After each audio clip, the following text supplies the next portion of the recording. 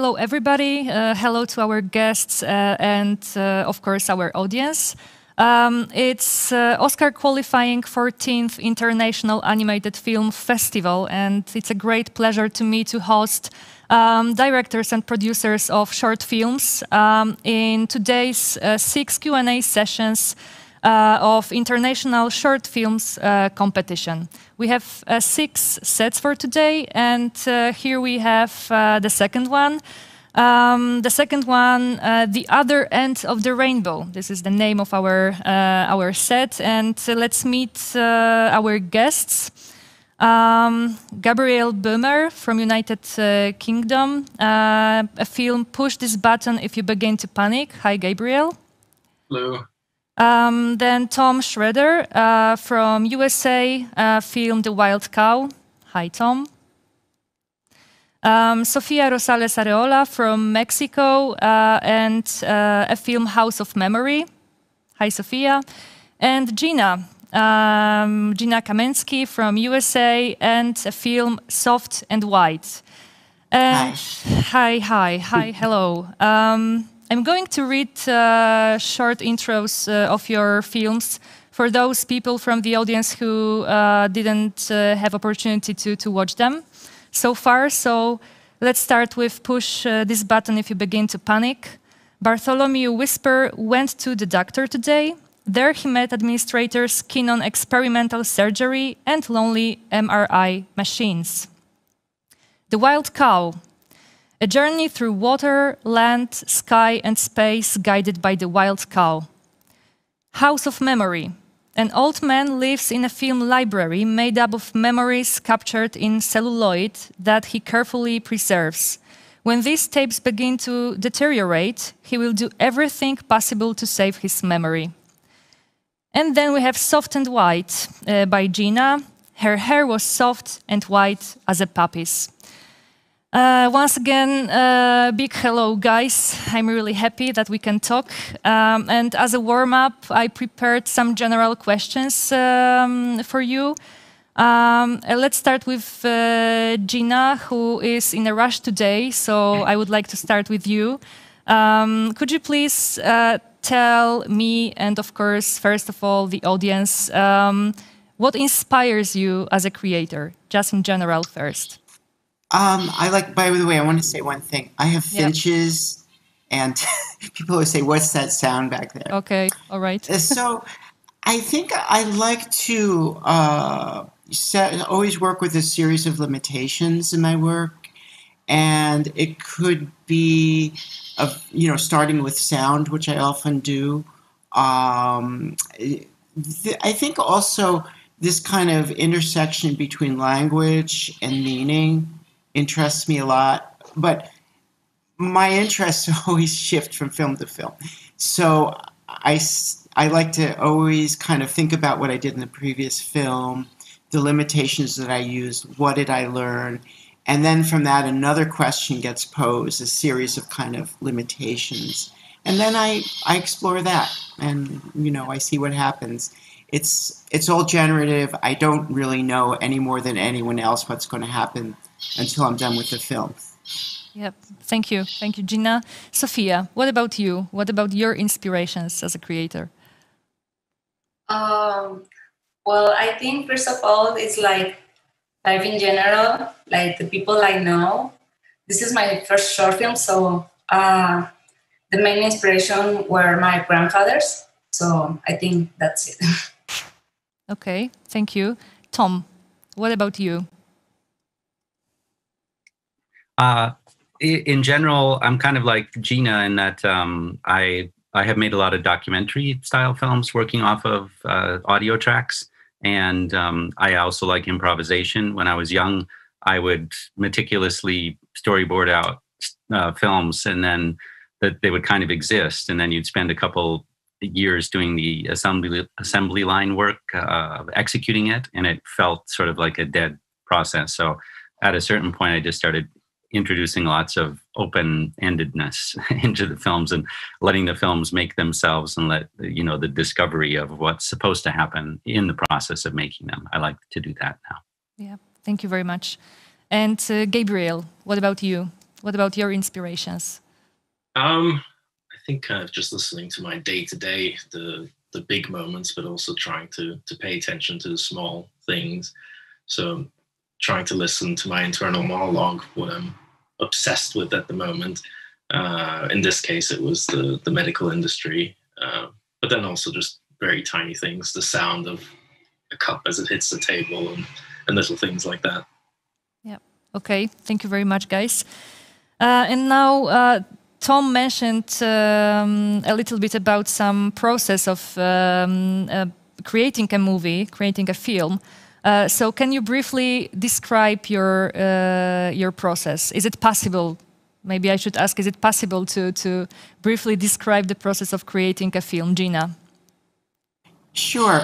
This film was really a departure because I had worked for like a decade working on 70 millimeter and 35 millimeter film directly on the film surface.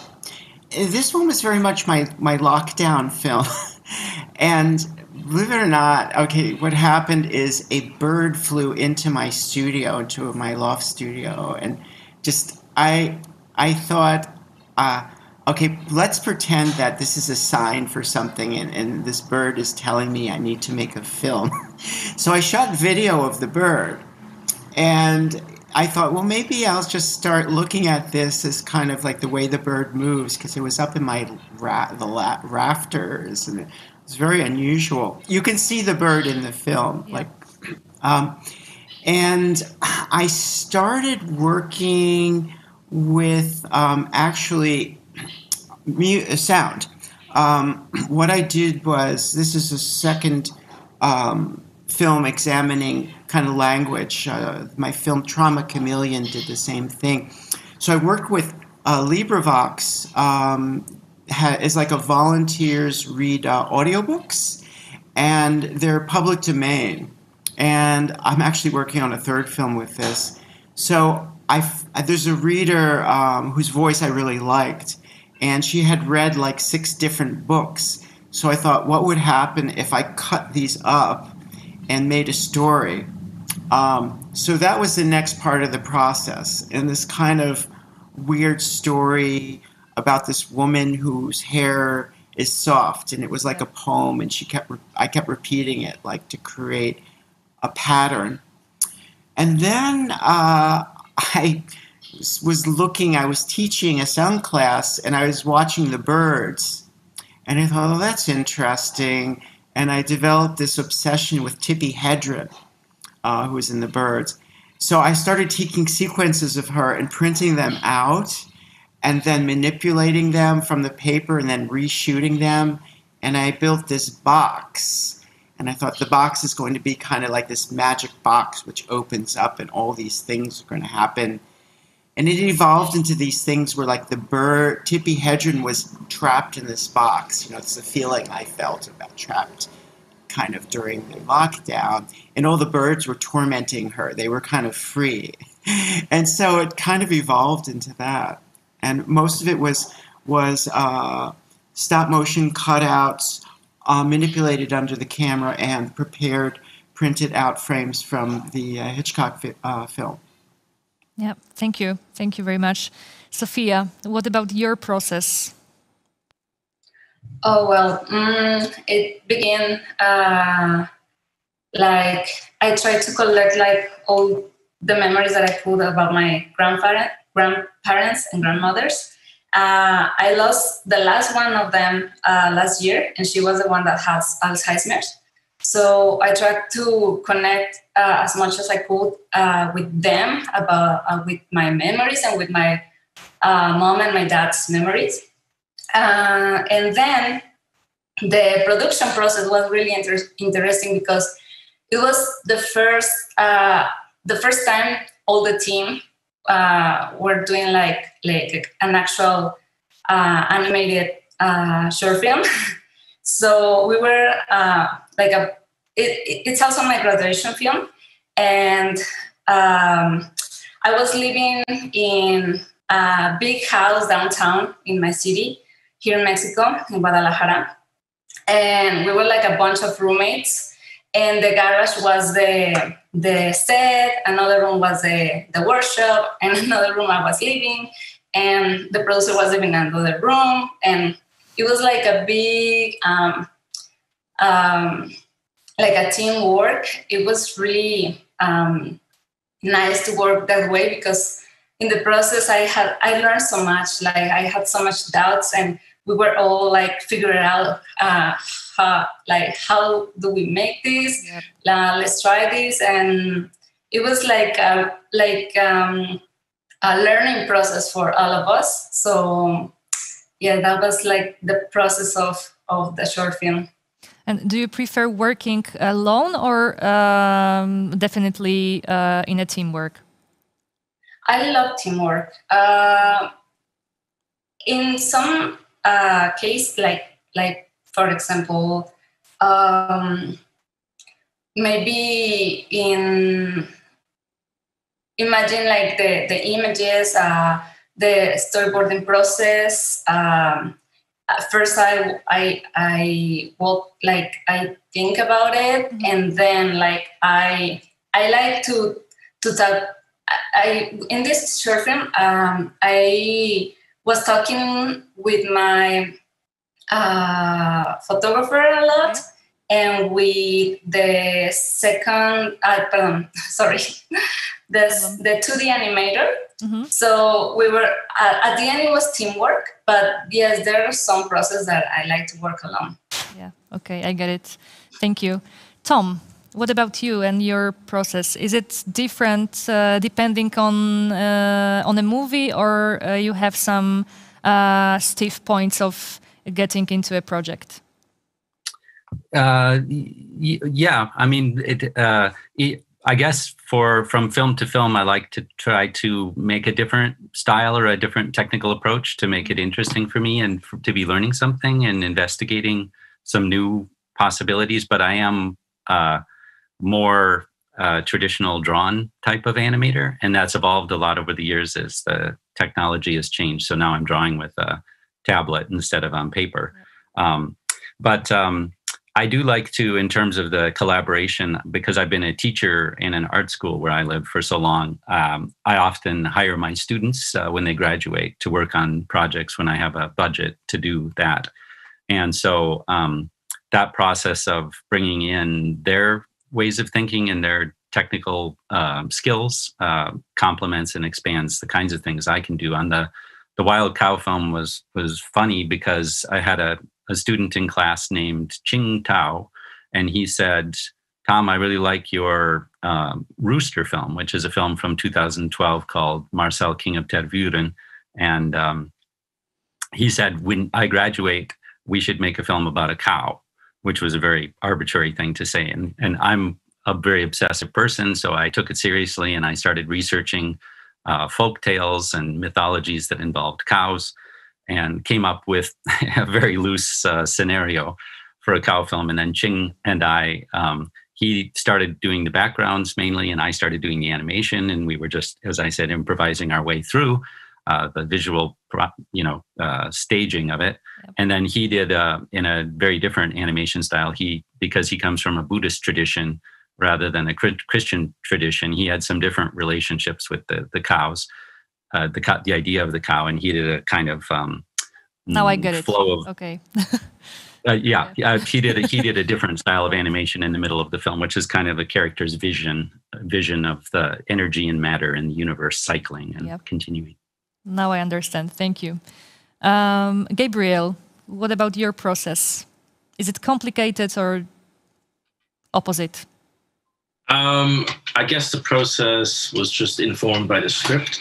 I'd never worked in cutout animation before, the way I did for this film, and that was just as a result of the idea of the focus being this MRI scan, which is a medical scan that scans the body in layers, and it's white on white on the inside, which is why the film is told in these white on white layers.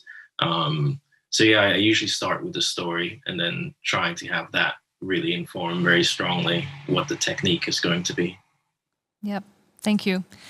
Gina, I am controlling a time because I know that you are busy. Thank you so much. Later. Yeah, so I would like to start with you, Soft and White. Gina, your film is absolutely experimental, as you are perfectly known as an experimental artist when it comes to animations. So, what techniques? Shortly, briefly, you already said something about the process of creating that movie. But what techniques specifically were used into the movie? Can you shortly describe them?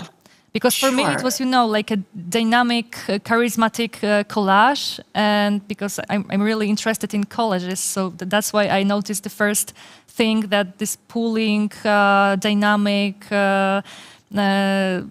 stroboscopic collage. So I'm a huge fan. That's why I would like to know more, and our audience for sure also.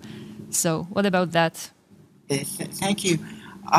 So there's a number of techniques. So the one technique that I used is, I think I started building this box, and I knew I wanted to do animation under the camera, performative animation, So I built this thing with like sliding panels, and that was the start. So stop motion under the rostrum, just shooting down, not this way. Mm-hmm.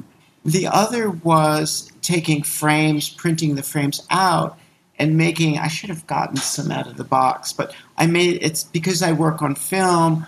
I printed out the frames from the movie and made long strips. And in some cases, I would run the film through After Effects and distort, like you can see in one shot. I actually ripped the paper by taking tape and kind of creating these interesting... I love the organic process of destroying things, either digitally, bringing it back into... let's say, a paper form, a non-digital form, and then shooting it and then bringing it back into digital. It's a way of kind of degrading images in interesting ways. So that was part of it.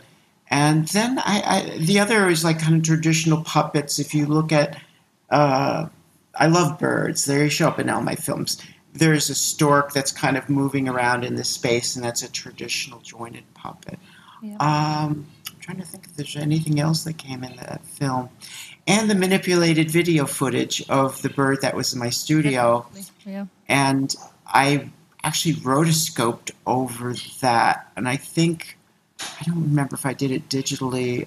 I think I actually took some of the frames in Photoshop because it was very low resolution, and I tightened them up a bit. Yeah, okay, thank you. And can you tell us, or just tell the secret. What did you want the audience to take from your animation? Because personally, I love to interpret things, and I was trying after several times of watching your animation. I was trying to feel deeper with personal feelings, and then to look wider. And I collapsed. Of course, I have. But I think it's also, that's fine. And the best thing for me, it was that repetition of her hair was soft and white as a puppy's. It was really like some psychedelic feeling for me, very, very inspiring. So did it have some strong function, this repeating of that sentence in your animation, or not? Isn't that interesting? Like a structure emerges. I mean, that was a big surprise for me because I was struggling, and I went, oh, okay, so it's like a song, where there's like a repeated element. And that really became an anchor for everything. And it's like, wow, that's all it needed. My general thing about making films, I kind of step out of the way, and I think conscious process is overrated. I like the unconscious to kind of just move. So as far as the audience, I love to see how an audience kind of experiences it, and it fascinates me as much as like how I see it, I kind of am almost like as removed as the audience in the way I see the film. And so how an audience reacts or experiences it is more like, I go, oh, that's interesting. I love hearing your interpretation. I think that's really cool and makes me feel like we're connected somehow. Yeah. So what the audience takes from it, whatever it is wonderful. And I really appreciate that anyone's interested. And if you get something out of it or a question, that's really cool. Definitely, so, yeah. Yeah. Thank you. And are you working on some new project now? Or is it... yeah. I was just on a residency. Okay. No, I'm sorry. I was in a residency at Vermont. It's called Marble House. And I made a film in like 100 hours. And it was beautiful. And it was all pixelation just with me doing this dance piece throughout this. It was like these beautiful gardens and there's flowers. And so I made that. I'm working on another film, which is also from audiobooks, called The Belfry Pigeon, which is, I took 10 people reading the same poem and I made like a chorus. And it's some of it's on film, some of it's like on oak tag paper. So I'm working on that. And then maybe that'll be done. And then I like working outdoors a lot. And I'm finding that I'm really interested in using my own body in the film. So maybe we'll see more of that. Yeah. Thank you very much, Gina. Sure, my pleasure. Yeah, that was the last question for you. And now I would like smoothly go with a film, Push This Button If You Begin to Panic. So Gabriel, it's your turn. Gabriel, I thought after watching your animation that you are the king of white color paper technique. I'm curious, where did the idea of using almost white color, which is personally for me, I think so, really difficult to use, to differ many sequences, frames. So where did it come from? And was it challenging for you to tell the story with that technique? So the original idea came from actually being inside of an MRI and just being surrounded in this white space and realizing that in like it's like a deprivation chamber almost. You look at white for long enough and you begin to see things themselves. Besides that, I was also visually very inspired by an artist called Ben Nicholson, who created these white on white relief pieces. And I thought they were fascinating because I realized what you begin to look at is shadows as opposed to lines. And in so much of life, we're looking at lines all the time. And I kind of thought the allegory of somebody with a bit of a hidden illness and paying attention to the shadows fit quite well. Yeah. It was very difficult. I didn't know what people would be able to see really. Because you can up the contrast a lot in a way digitally, but then you miss the kind of the roll off of those shadows, and you ruin that metaphor of the shadows. And then also on a day-to-day basis, it was very difficult because everything's very small, and I'm sure I lost a few years of eyesight. I can show you a ladder. There's a ladder in my film, so okay, that's that size. And I wanted everything to be quite small because then you begin seeing the kind of frayed edges and imperfections, which were kind of important to me. Yeah. I felt kind of relief after watching your animation, especially this part of MRI, because I remember my experience with MRI. I was completely devastated, and this noise inside, everywhere there is a white color, you are surrounded with white, potentially peace, but it's not peaceful space at all. and then you hear this repetitive sounds like, I don't know, some kind of underground techno or something. So all the time, it's really stressful experience. So that's why your animation, I think, fights with that stereotype of medical checkouts, or you know, it's kind of relief. So I think audience can take a lot of, like, there is still hope not to be stressed so many times with so many things. And you are a multidisciplinary artist because you draw, you also compose music, you do animations. So are you able to meet in the middle of these disciplines and choose the right way to create, or all of these disciplines are just helpful to create masterpiece? I guess they're all paintbrushes. In a way, I'm not able to do anything properly. I consider myself very unfocused, right. But I enjoy doing them all. And animation is kind of the modern opera to me, where I get to play with absolutely everything at the same time. And the stories that I want to tell, being so personally involved in them, it kind of makes sense for me to be involved and touch everything, if that makes any sense. Yeah, it is. It does. And when it comes to minimalistic style in your animation, it's also very interesting because you chose that minimalism with white color because of the topic, or because you just wanted to explore something more with working with white color? Or was it just about the topic? The white was definitely influenced by the topic specifically. The style, maybe something in between. In my artwork, I've been pushing towards this reduction further and further, but it also seemed to lend itself very well to the topic. And so I think there's always this like meeting place of the things you're interested in, and where your work is taking you is naturally going to find some in-between area. Yep. Okay, thank you very much. The Wild Cow, Tom and Gina. Just going to say goodbye. Yeah.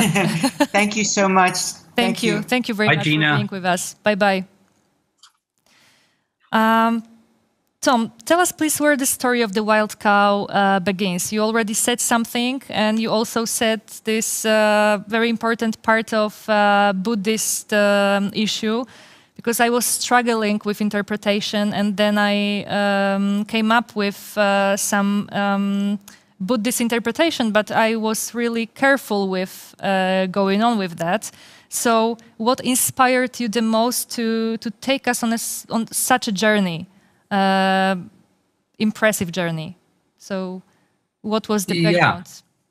I mean, like I said, the kind of joking origin of the idea was the student making the suggestion and me being obsessive enough to actually follow through with it and hire him to participate. And then as it wasn't very preconceived, I looked at, as I said, a bunch of folkloric and mythological materials. There's an Egyptian myth called story called the Celestial Cow, which is very strange, and I liked it because of its strangeness. And then I read also stories of just cows that had escaped. In Germany, there's a lot of famous cows that had escaped from domestic situations and lived in the woods and survived, and they became kind of heroes as they continued to live in the woods for months. So I thought of that, but it wasn't very preconceived. And like Gabriel suggests, I love animation because you bring all of these different medium together, and I very much like doing the sound design for my film. So the first level at which I'm experiencing it is just as the atmospheric, the evoking that very peaceful environment of the two people floating in the river. And then because they're naked and there's a man and a woman, it has sort of Christian allegorical implications. And then Ching brought his flow of the life and death renewal cycle into the thing, but it really wasn't very premeditated. And I didn't I didn't actually have a very cohesive sense of what it was supposed to mean to anybody. Maybe like Gina, I'm happy to let the audience, project their own content into that. I also prepared some serious question, but when I know that the background was a joke, I don't know. I'm not sure if I should ask, but I'll try. It starts as a joke, but I mean, it doesn't end up as a joke. Yeah, of course. That's why should we seek for some deeper meaning, and I mean validity of treating animals more serious than we do normally in our everyday life. Yeah. That's I don't think of it specifically that way, but that's actually a very good perspective to take on it, because it is a film in which the human characters are very much absorbed into an environment where there's the eagle and the rabbit and the dragonfly and the fish and the cow, and they're interacting with them in sort of in ways that are very much they're more part of the natural environment than controlling the natural environment. And I suppose I don't think of it as an environmental film, but in this moment when that's very much of a global issue that we're all contending with, it is a vision of being more integrated into the natural cycles, I suppose. Yeah, definitely. And what about techniques you used in your animation? Can you tell us something more? Yeah. I mean, they're pretty boring by contrast with what everybody else has described, because I used to work very physically as well with materials, and I've made films that have more complex processes. But this one really is just drawing digitally with the tablet and compositing everything in the After Effects software that many people use.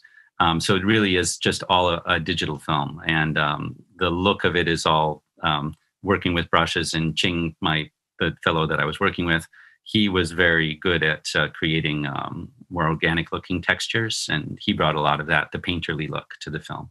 But it's all very much a boring digital process. Thank you very much. Thank you, Tom. And now House of Memory. Sofía, your animation is an attempt to deal with evanescence, try to collect memories, to deal with memories, and also to somehow trying to take care of them. Is your film a tribute to memory in general, or just from the personal perspective? Like, we should really care about what is happening and putting our attention into daily events which are happening in our life? I think both. For me, memories sometimes are like, there's things that I don't care that much, and there's things like I adore to have here, and like I want to never forget. And it's also, I will add something else. It's like a tribute or like a love letter to cinema as well, because I think, I don't know if it's just me tripping, of more people feel that way too, but most of the times, like certain memory that I remember, I don't remember it like perfectly. I remember like with cuts and only like putting attention in the special parts or moments, and I try to add that as well. Okay, thank you. And what about techniques and style that you used in your animation? Is it possible to briefly go through them? Yeah. The short film has a stop motion animation and 2D animation, digital. I wanted to be not digital, but it was like impossible in our budget and time. Okay. So the stop motion, like, I think the hardest part of it was that we only had one scenario, and it was the short film, the film library, and it was a huge scenario, and it was like a puzzle. and we had to destroy it because in the story you see like the space is like deteriorating. Yeah, deteriorated. Yeah. Yes, and well, that was the hardest part for me because like all that we built, we had to destroy it, and it was really hard at the beginning because I didn't want to destroy like all the hard work, but it was really like liberating, and like at what point like I enjoyed that process a lot. And the 2D, I work with a really good friend of mine, Daniel Iram, and he was in charge of the 2D part of the short film. I trust him like a lot. We were class students. We didn't study animation. We studied film. Like most especially, our school is focused more in documentary, but we were like the both like really into animation in the class.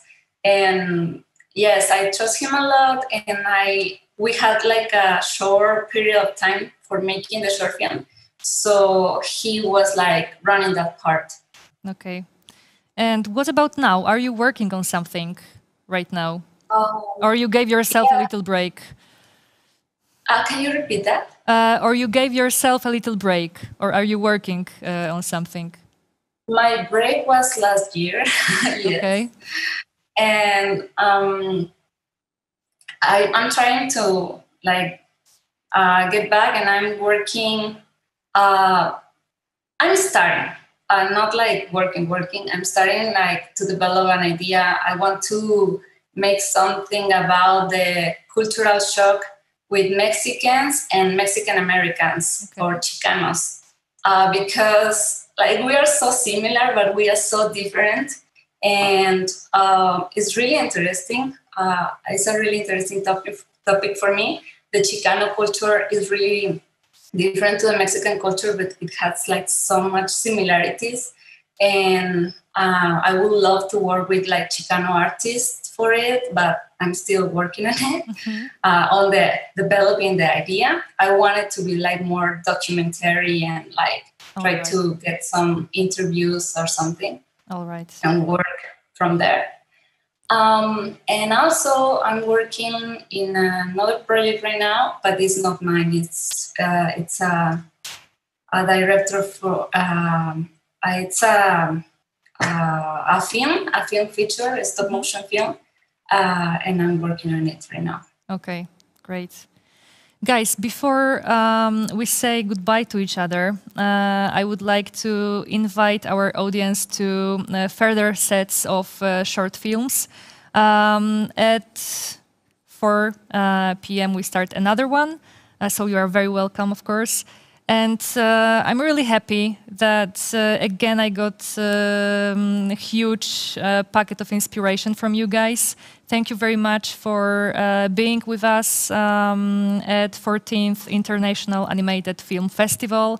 And I keep my fingers crossed for you. Thank you very much. Thank you. Bye-bye. Thank you. Thank you very much. Thank you.